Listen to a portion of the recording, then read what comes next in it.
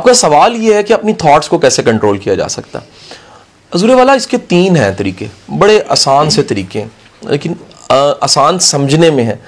करने जाएंगे तो फिर थोड़ी सी प्रैक्टिस चाहिए। नंबर 1 याद रखिएगा, बाकायदा सोचना सीखिए।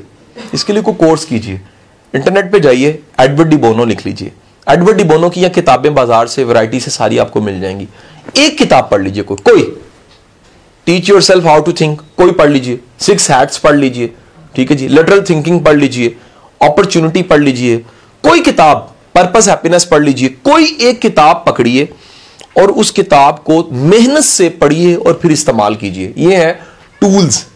जब आप सोचने के तरीके सीखते हैं तो फिर आप वो नए नए तरीकों को इस्तेमाल करके अपनी सोच का मेयार और नया सोचना सीख जाते हैं। याद रखिएगा, दरअसल सोचना ना आना इसकी निशानी क्या है? सवाल बना के नहीं बना सर? मेरा सवाल अली पिक किया कि नहीं किया? कि सोचना, जो नया सोचना वो नहीं आता सर, उसकी निशानी ये है कि आपको जब नया सोचना नहीं आता तो आप पुरानी सोचों में स्टक होते हैं। नई सोच का कमाल ये आपको पुरानी सोचों से खुद निकाल देती है। नई सोच बिल्कुल ऐसी जैसे पिछली गाड़ी छूट गई और नई गाड़ी पकड़ ली, जैसे आपने बस छोड़ी और जहाज में बैठ के अगली सोच आ गई ना जी। तो आपकी अगली सोच, अगर आप इनोवेटिव नहीं है, किसमें? सोचने में, क्रिएटिव नहीं है, तो आप नया नहीं सोच सकते। तो एक तो मेरा मशवरा है, इस पे जरूर जरूर कोई कोर्स कीजिए। मेरा एक आधा लेक्चर भी शायद पढ़ा, हाउ टू थिंक के नाम से, वो उसका कुछ इशारा है उसमें। वो लेक्चर बहुत ज्यादा सुना, बड़ी फीडबैक मुझे आई है। वो डिबोनो की थ्योरी को मैंने बड़े आसान पेराहे में बयान किया हुआ है, ठीक है जी।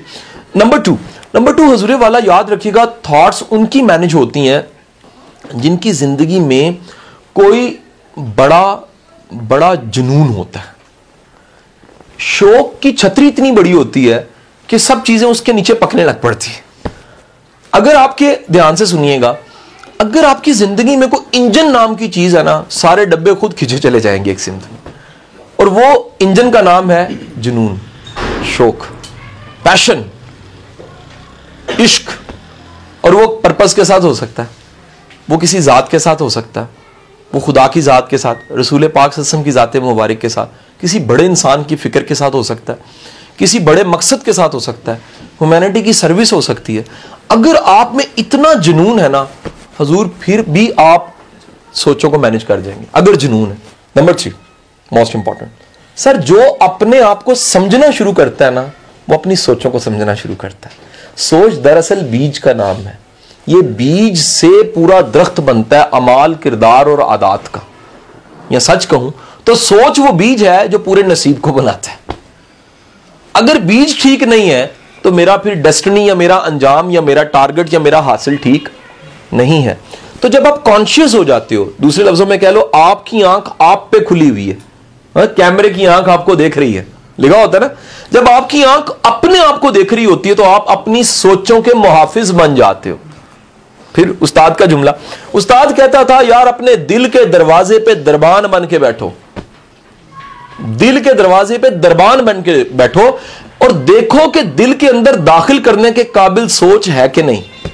सर ये सूफी कर सकता है, ये बाबा कर सकता है, ये दरवेश कर सकता है, आम बंदे के खुद शनासी उसके एजेंडे में नहीं है कि नहीं है जी।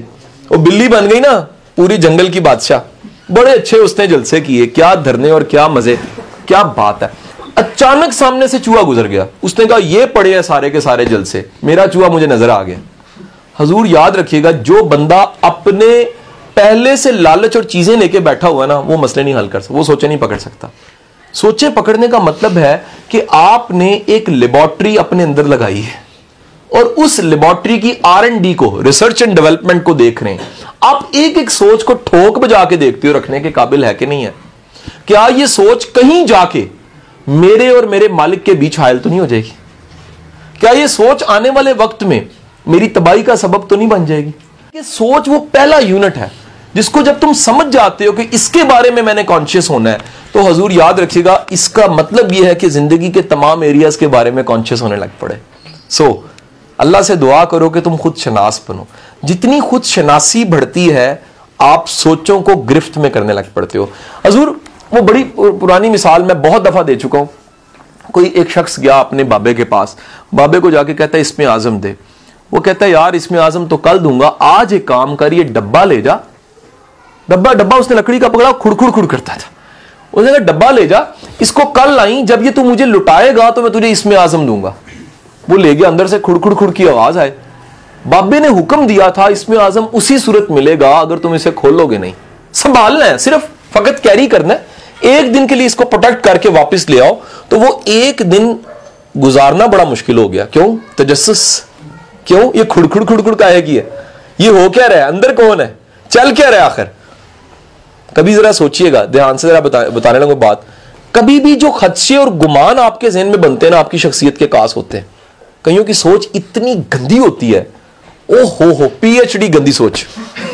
मैंने कईयों को देखा, यकीन करो, मैंने कईयों को पीएचडी गंदी बात देखा जी, गंदी सोच देखा जी।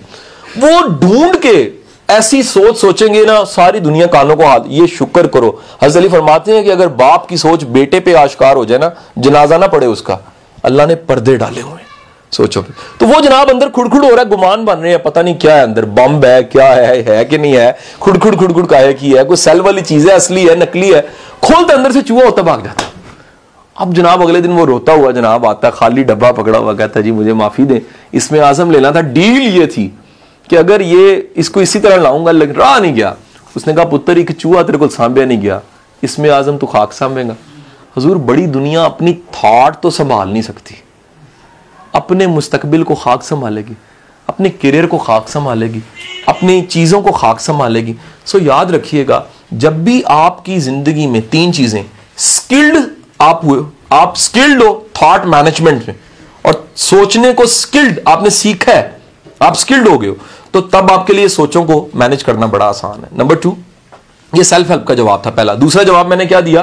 पैशन, जुनून और शौक। जब भी आपकी जिंदगी में कोई पैशन है, जुनून है, शौक है, तो याद रखिएगा वो पैशन, जुनून और शौक जोन सा है, वो आपकी सोचों के धारों को एक कर देगा। तीसरी चीज मैंने आपको बताई, तीसरी चीज ये थी कि अगर आपकी जिंदगी में आप खुद को समझना शुरू कर देते हो, तो खुद की समझ एक इमारत है, उसकी पहली ईंट जिसको समझना है वो सोच है। आप हर सोच पे गौर-ओ-खोज करके ये देखते हो कि सोच मेरी आ कहां से रही है, सोच जा कहां से रही है।